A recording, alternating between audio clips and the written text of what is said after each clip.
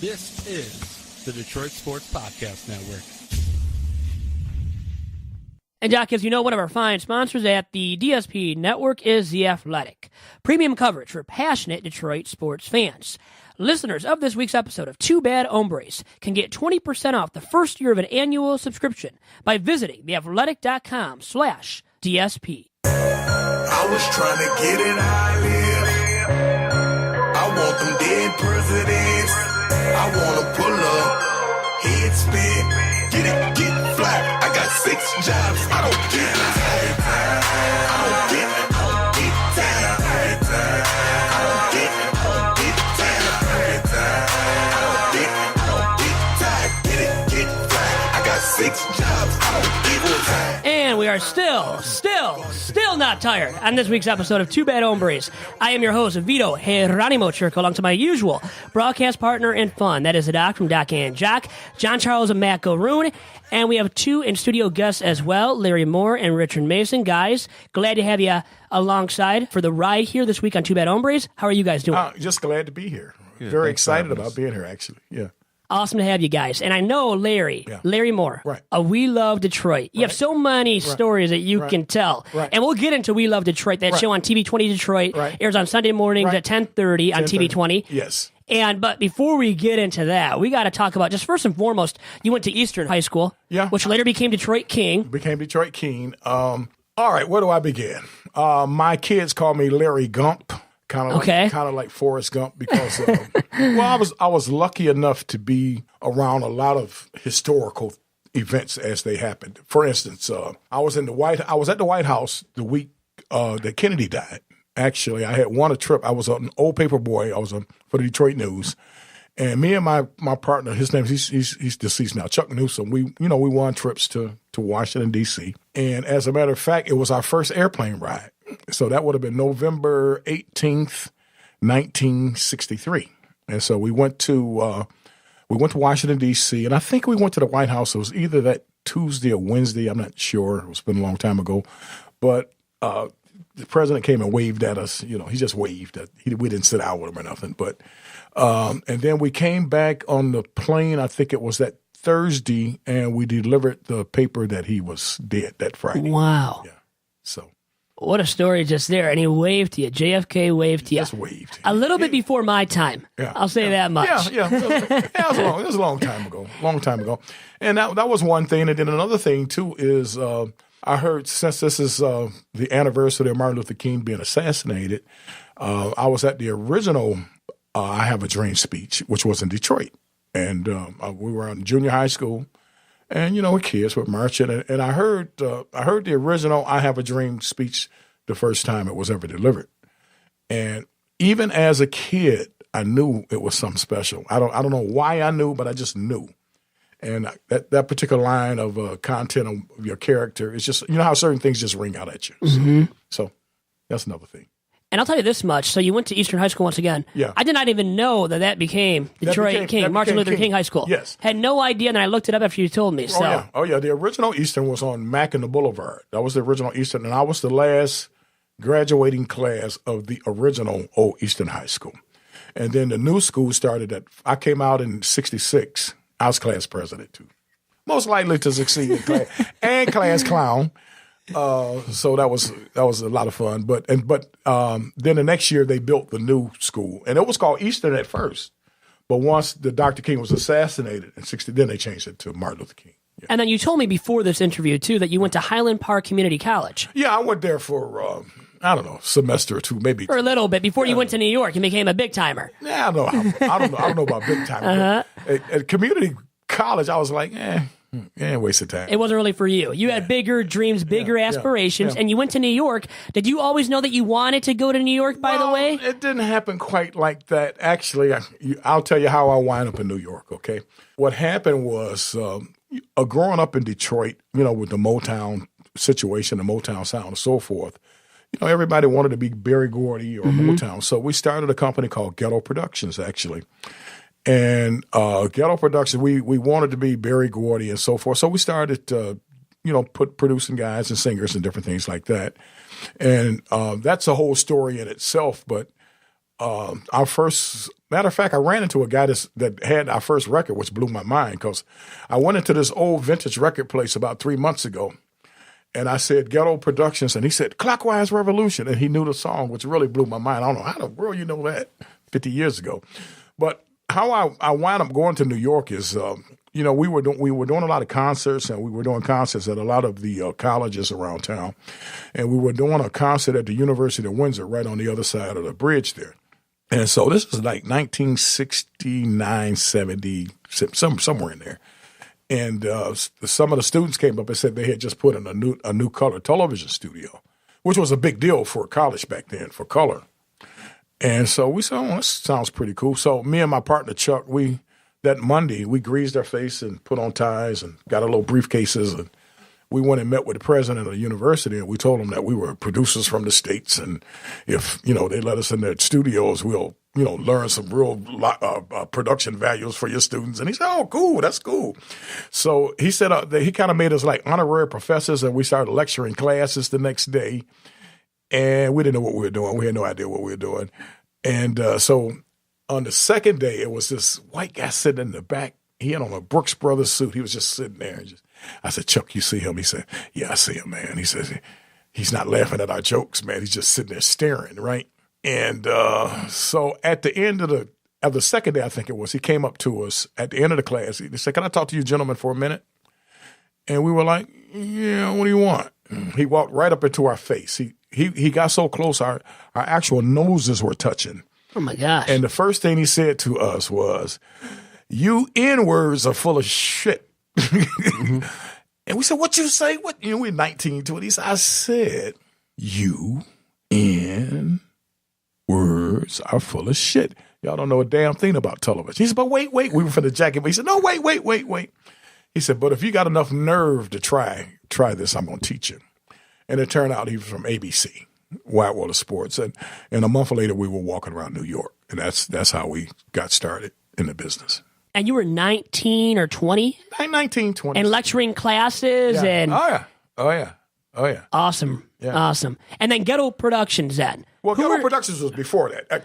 Ghetto Productions wound up morphing into mobile videotape because basically what he said to us is, he's a whole nother story. I don't know if you saw the movie Catch You If You Can, the con man thing. They multiply that times 10. And this is the guy, his name was Bob Ram, and this is the guy that took us around the world.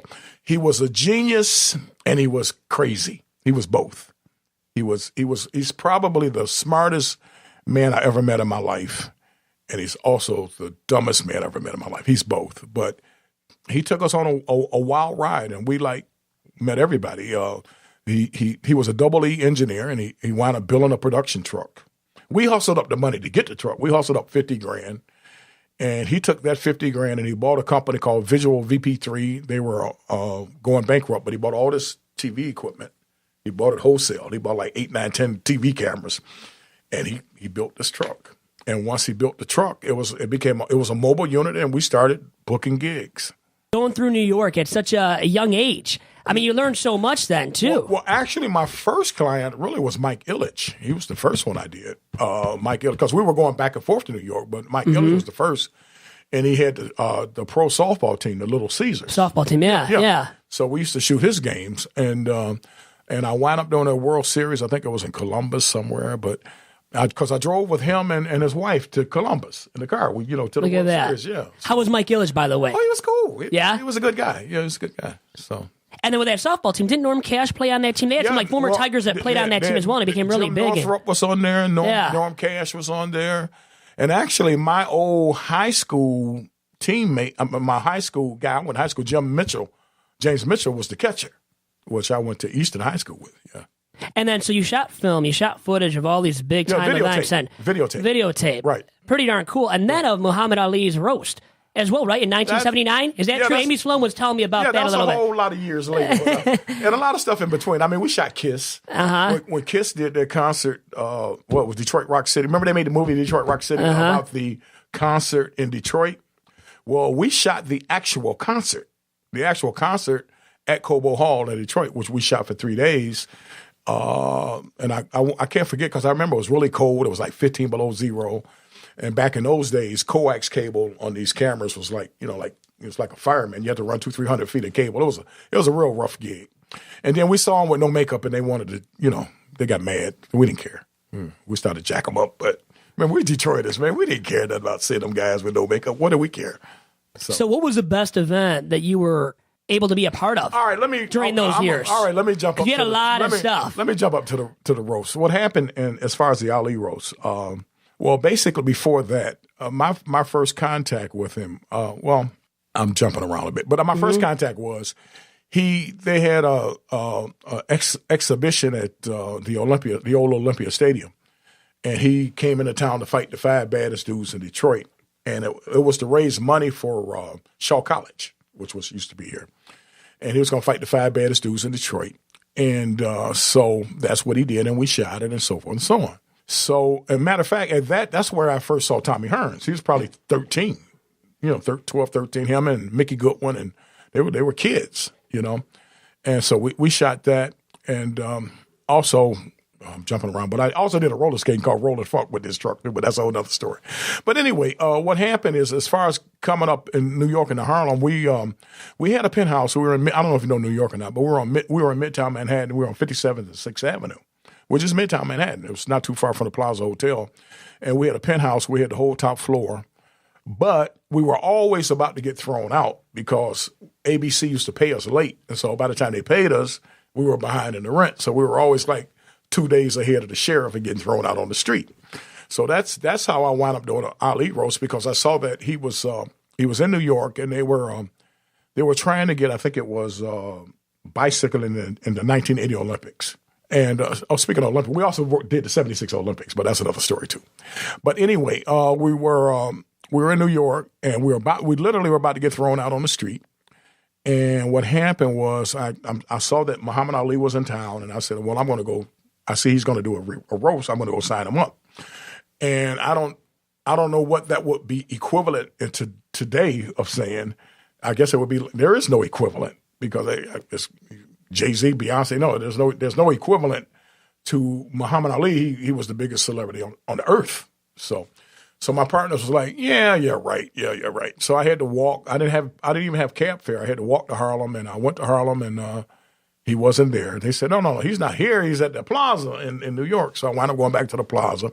So I caught up with him, and when I got to the Plaza, I went to a bellhop, and I was asking what room Muhammad Ali was in, and they showed me the room and stuff. So I knock on the door, and I don't expect Ali to open the door. I think somebody else is going to. So I'm getting my story together for the henchman, who's ever going. I'm getting my story together, And so when Ali opens the door, who's always been my hero, man, I just lost it, man. I was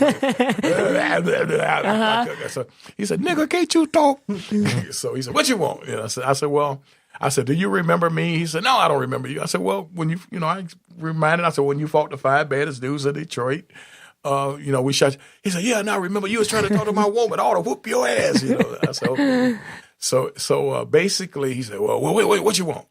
And plus, remember, I gotta set the table. It's a room. The room's full of people. It's like, really. So at the same time, when you're meeting him, there's a bunch of people there too. Big in his room. 30 people in the room. Wow. So he starts laughing, and he says, "Hey, y'all, come around." He said, "This little Negro from Detroit want to produce the champ. He from Detroit."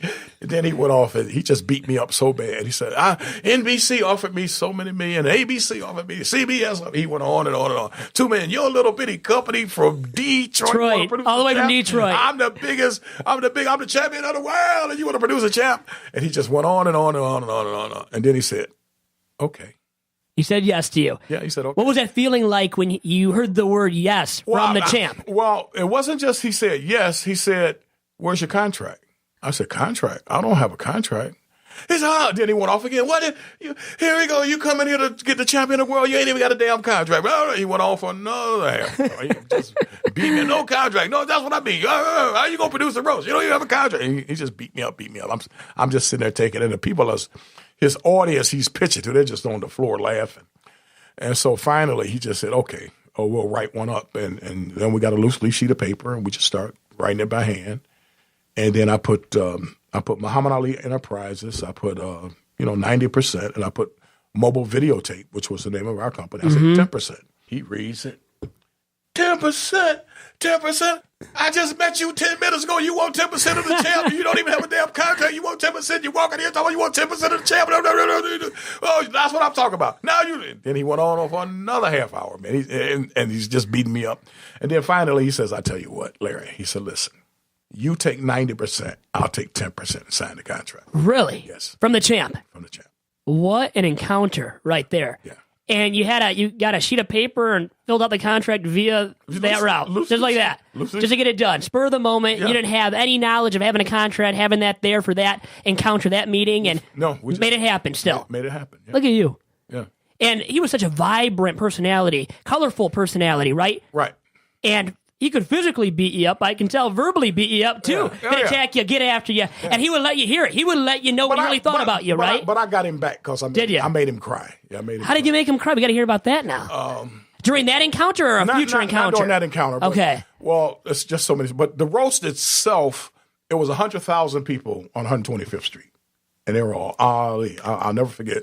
We had Harry Belafonte, Dick Cavett, Dick Gregory, Fred Williamson. I mean, everybody was on the show. Who's anybody? But so I'm going to jump ahead. But anyway, so we did what we call a rough cut of the show before we did the edit. And back in those days, VCRs were these big, heavy 50-pound decks, you know. And so I was in San Francisco for some reason. I don't even remember why. But I had the rough cut of the roast that we shot. And so somehow Ali found out I was in San Francisco, and he called me and he said, Larry, I want to see the roast. I said, I'm going to show it to you. He said, come to my house. I said, where? Where you at? He said, I'm in L.A. I live in L.A. now. I just bought a house in L.A. West Hollywood. I said, okay. So he gave me the address. And I had to BS my way on a plane because it was on a Friday afternoon. And I didn't have a reservation to go from San Francisco to L.A., you know, which is almost impossible to get a flight. So I BS my way on the plane, and I get to LAX, and I tell the cab driver, I said, hey, I'm going to see Muhammad Ali. He said, I'm going to. I said, I don't know if I can get you in. He said, no, I'm going to meet Muhammad Ali. He went crazy, man. He was driving like a madman, man. He's still driving crazy. So anyway, we get to the house, and it's like chaos because he had really just moved in. I don't think he had been there less than a week. So everything was still in crates and boxes and things like that. And it was real noisy. I know he had a bunch of wild birds. I guess he would go to Africa and they would give him these birds. And it was just chaos. It was loud. So I see this big, giant wingback chair. And I mean, I know it's Ali's chair. Plus, I'm carrying this big, heavy deck. And I remember it was really hot. It was like 90 degrees out. And I'm carrying this big tape deck. And I was just tired of carrying this big thing. So I set it down. I see this big wingback chair. So I sit in the chair. I mean, I know it's Ali's chair. Who else chair would it be? So I'm sitting in the chair for about, I don't know, half hour. He doesn't even know I'm here. Him and Veronica, he's married to Veronica. They're walking back and forth. He's barefooted. They're arguing, husband and wife stuff. And I'm like in heaven. I'm like, wow, man, I'm at Ali's house. I couldn't even sit still. Just check this out, right? Look at what I'm going through right now, right? Yeah, surreal. Right. Oh, no question. And so he accidentally caught me out the corner of his eye, sitting in his chair. Oh, man, all hell broke loose. He came on, you sit in my chair, I will whoop your ass. Don't nobody sit in my chair. And he picked me. He was so strong, man. He picked me up with one hand. But he's playing, So he says, did you bring the roast? I said, yeah, I brought it. He says, it's too noisy down here. Let's go upstairs. So I pick up this heavy tape deck. I walk up some stairs. He said, no, keep going. I walk up another flight. He said, no, keep going. I walk up another flight. Now sweat's popping out. Keep going. We go all the way to the attic. It's burning up there, right? And he had a little TV there, and I'm hooking it up to show him the roast and stuff like that. And then I realized, I said, there's nobody but me and Muhammad Ali sitting in this room by herself, right? So he said, turn the roast on, man. I said, wait. I said, can I tell you something? He said, what? I said, when you were Cassius Clay, I was a paper boy in Detroit. And I went to my wagon and I wrote Cassius Larry on my wagon. I scraped it in my wagon. I said, when you changed your name to Muhammad Ali, I went to my wagon and I scratched out Cassius Larry, and I put Muhammad Larry. Right. And I said, when I graduated from Easton High School, I used your speech, I am the greatest. I said, this is the legend. Larry Moore, greatest class president you ever want to know. He brags a lot. He talks a great deal, but as a great class president is what Easton needs. And I became class president. And I said, when you refused to go to fight in Vietnam, I refused to. I took a stand. Nobody knew who I was, but I took a stand, and I fought the government. I won, too. I won. I say, you have probably influenced my life more than any other human being on this earth, and I want to say thank you. And he started crying. Oh, what a story to share with them, too, the champ. And to be one-on-one with them. And how long were you actually one-on-one with them? Probably half hour. About a half. But still, that half an hour, you'll never forget. Never forget. Always cherish those memories. He started crying. He didn't even look at the roast. He started crying. He started crying, and he couldn't stop. And he just said, turn off the TV, man. Turn off the TV. And he walked out. So then, after that, I mean, how many more times did you see him? How well did you get to know Ali, by the way? Not a whole lot. If he would, I gave a party for him. He came to Detroit maybe a month after that, and because he wanted to see the final cut, and he called me down, and I was going to give him a party for him at my house, but I think he hurt his leg or something, and he couldn't come. I had all these people I had 200 people at my house. They all want to see Ali, but he couldn't make it because he hurt himself coming in from the airport. But that was the last time I actually sat with him, though, that time. Because I think he was down at the Pontchartrain or something. So I can tell you got to hang out with some world champion boxers, including Thomas Hitman Hearns. Oh, yeah, for sure. For sure. I got Tommy Hearns stories, too. And you threw a party for the Hitman, too, after he won his first world championship against Pipino Cuevas at Joe Louis Arena. Right. Talk about that party and how it came to be, by the way, Larry. Okay, you asked for it. I'm going to tell you how it came to be. Okay, this is how it came to be. All right, me being this guy that's always got some deal going, right? I was at home. My wife says, I was married then. She said, Larry, here's $50. Go to King Cole Market and get some groceries. There's nothing here to eat. Go to King Cole and get some groceries. I said, okay. She said, no, don't give me this okay stuff. There's no food here. Go to King Cole Market and get something to eat. I said, okay. So I go to King Cole Market. I back my car up out the driveway. I go to King Cole Market. They're right there on Claremont and Woodward. I turn the corner. I'm getting out the car. I'm getting ready to get out the car to go to King Cole Market.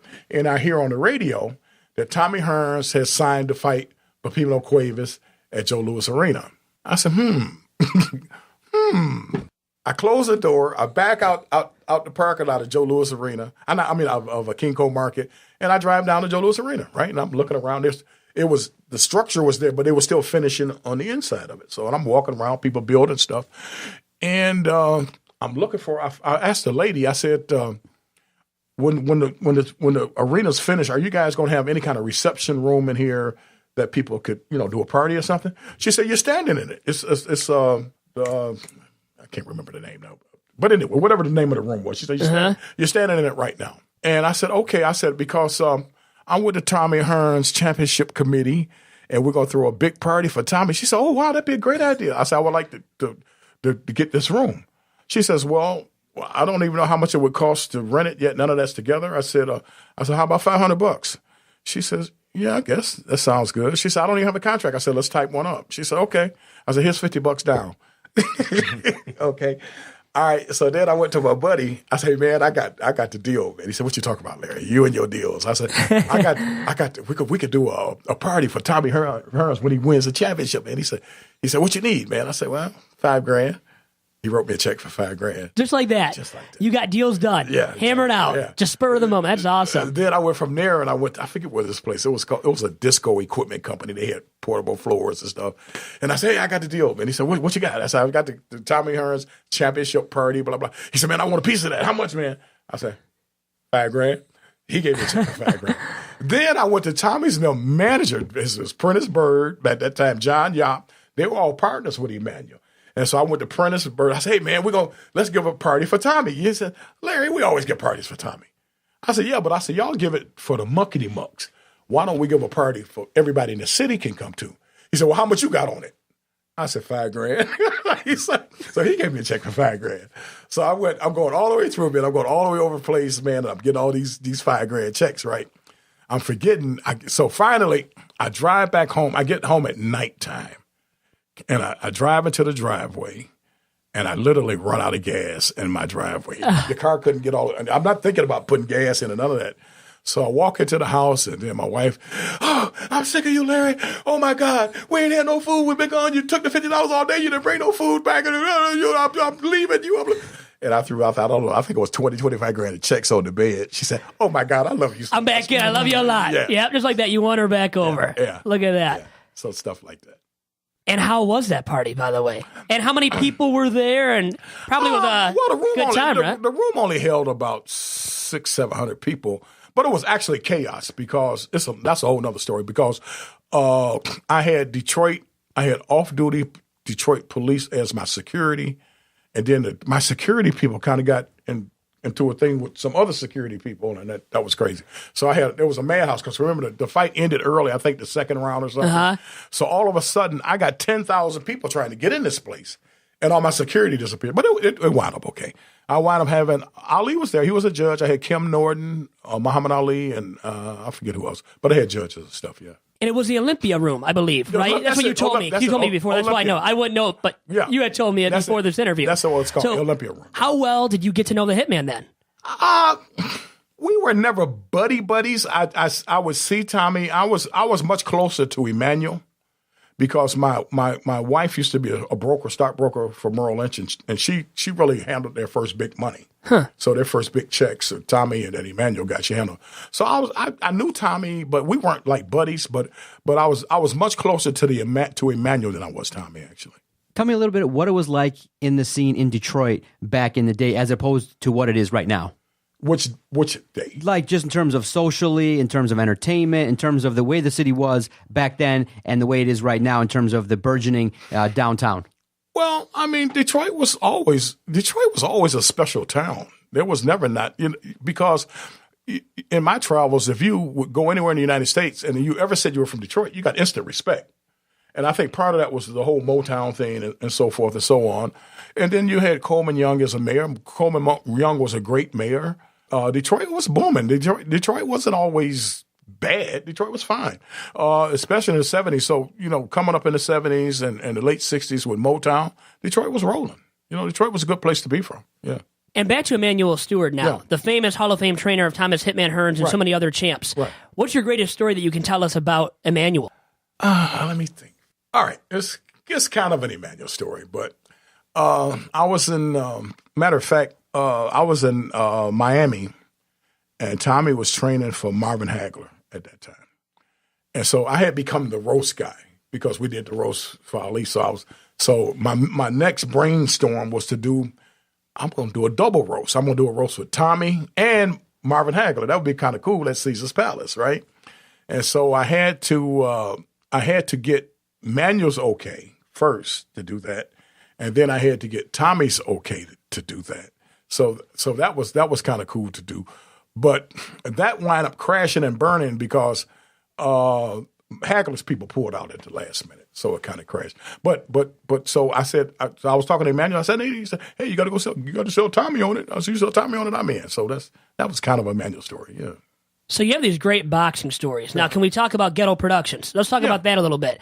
Who are some of the notable names that you had on that record label at one point? They weren't really, I can't say none of them ever became notable. I mean, they wound up going with other groups, like Lenny Mays wound up going to the Dramatics, and one of the girls started going with the Funkadelics. Brian's of Funkistan used to back up.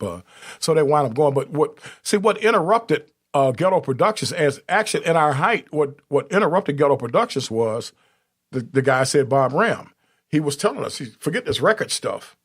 Television is the future. See? So, and then a lot of people were upset with me because I started morphing into the TV thing because they, singing things. So. And how long did you actually run that record label? About 3 years. Yeah. And how difficult was it? The day in, day out responsibilities for you? Yeah, it was difficult because it was my only income, so it was always difficult. So the majority of our money was made in doing concerts and gigs and shows. And back in those days, another story. I tell you, I was also probably, if not the first, one of the first DJs to do records in a bar. This is before disco. This is pre-disco. Because there was no such thing. Because I used to work at a place called TULC, and we would do bands. Because back then, in bars, they either had a band or a jukebox. There was nobody played records. That was unheard of. That wasn't done. So I did, in 1968, I took an old guitar amp, and I put some turntables together, and I started playing records in a bar. And people would come in and say, wow, that's cool. You're playing records. I've never seen this before in my life. And then that eventually became... So you always found a way to make money. Oh, yeah. I might need your help. Yeah, I need to make some money. Maybe you can help me out with finances and making some money here. For sure. To really use the assistance. For sure. And now let's transition to what you're doing now with We Love Detroit. Well, We Love Detroit basically is just a combination of, I guess, everything I've done in my life, which is a combination of selling and a combination of television. And the whole concept of We Love Detroit is things become what you call it. You know, that's why names are so important. And your name is so important, who you are. You got to be very careful when you're naming somebody because they can either grow under that name or they can grow over that name. And so the whole point of We Love Detroit was that my background was, I've sold a lot of businesses and things like that and did a lot of television. So it was just a combination of the two. And so what We Love Detroit is, it's about businesses, but it's not just about the sales side of the business, but it's about the people who actually own the business and the behind story of the business. And it kind of like was a no-brainer to do. So getting to know the people and the background stories, too, of these people that run these restaurants, run these businesses, right? Exactly. And that's what We Love Detroit is. Plus, Detroit is booming right now. Detroit is on upswing. So you got so many new restaurants and so many new businesses and so many things are going around. It was just a perfect match right now. So we come on Sunday mornings at 10:30, and the reason we picked that time is because basically that's after all your network news shows on Sunday morning. And also your local news shows, like you got Devin on WDIV, Flashpoint. He comes on at 10. He goes up at 10:30. You got Chuck Stokes on Channel 7. He comes on at 10. He goes up at 10:30. So I thought at 10, I didn't want to compete with those guys. So I said, I'll come on at 10:30 so I can grab some of that audience because they got a sophisticated audience. And if a person is playing with the remote control or you see on the thing, We Love Detroit, you're going to stop. You're going to say, what the hell is this? You're going to stop. And that's what we do. And now We Love Detroit. Right. Love, L-U-V, though, yes, right? Yes. For the name. Now, why is that the case? I don't know, just a different way to name it, to give it a trademark on a logo. And now you profiled a local restaurant that I actually know some stuff about. Okay. Last year or something, 2941 Street Food in Midtown. Yeah. My cousin has a hand in that business. Okay, excellent. So I thought it was really cool seeing that you jocks and everything and talking to him, getting to know him and the food and the process of it and some cool Middle Eastern cuisine there too through 2941. Excellent food. And Jacques is a really good guy. He has an interesting story too. Jacques has a very interesting story from South Africa. Yeah. That is awesome. And profiling people, like you said, telling their stories. And we try to do some storytelling too. And you were saying already that Detroit, you think, is becoming reinvigorated, revitalized. No question about it. I mean, like 48201 now, I think is the top appreciation zip code in the United States right now, in the whole country.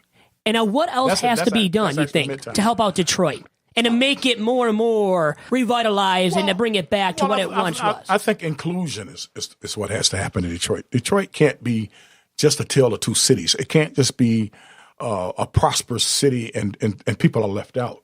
That's not going to work. I think if any great city is going to have to encompass everybody in that city. And I think that's what needs to be done. So, I mean, it's great for downtown and great for midtown and all of that. But you got to deal with the neighborhoods, too. You can't just leave people out for any city to become a great city. You can't just focus on the downtown area. Like Little Caesars Arena is great, right, to help out the downtown area, to bring some folks there for Pistons, Red Wings games. But how about the neighborhoods, like you said, right, which are downtrodden, too, here and there, right? Even though they're downtrodden, they are a wealth because that's where I came from. I came from the neighborhoods. You see what I mean? So there's a lot of great talent in these neighborhoods. I think I'm really thinking about even coming up with a talent show. We think about doing a show called Starbusters because I did a dance show a while back, and I seen how much there's so much talent in this town. There's nobody doing anything with it. So that's going to be my next move. I was going to ask you that. What's next for you after We Love Detroit, or if that's what you want to just keep doing in Starbusters. Starbusters. There we go. Yeah. First time hearing it, announcing it maybe right here, revealing it on the Detroit Sports Podcast Network. Right.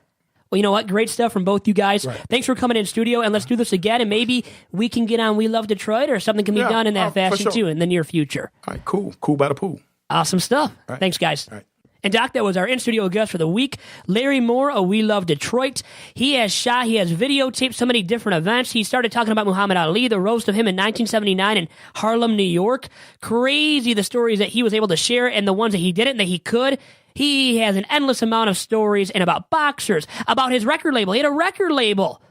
I mean, think about that. Ghetto Productions back in the day as well. So this man has been through the ringer, has been, able to do this and that and experienced so many great things throughout his life, Doc. Very interesting stuff. So make sure to check out We Love Detroit, TV20 every single Sunday, 10:30 a.m.